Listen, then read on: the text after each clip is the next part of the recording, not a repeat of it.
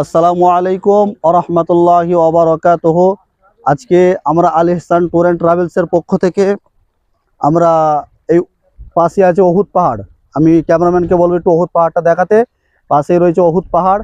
অহুদ পাহাড়ের কোলেতেই এই যে খাল দেখতে পাচ্ছেন, এই খালটা হচ্ছে ওয়াদিয়ে কানাত।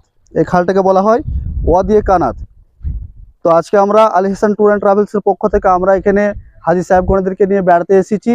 এই খালটার যে ইতিহাস আছে, ইতিহাস বলছে যে সাহাবা হুজুরদেরকে আল্লাহ রসুল আরজ করেছিল যে সাহাবারা, আমি মসজিদুল নববী শরীফ গাঁথনির কাজ করব, কাদার প্রয়োজন।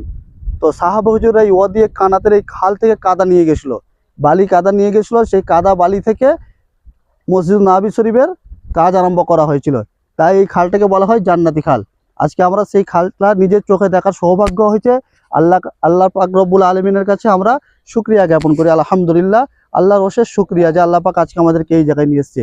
আলহামদুলিল্লাহ। যিনারা আল ইহসান ট্যুর অ্যান্ড ট্রাভেলসে আসতে চান, যোগাযোগ করবেন আমাদের সঙ্গে। ইনশাআল্লাহ আপনাদের সফর সুন্দর হবে।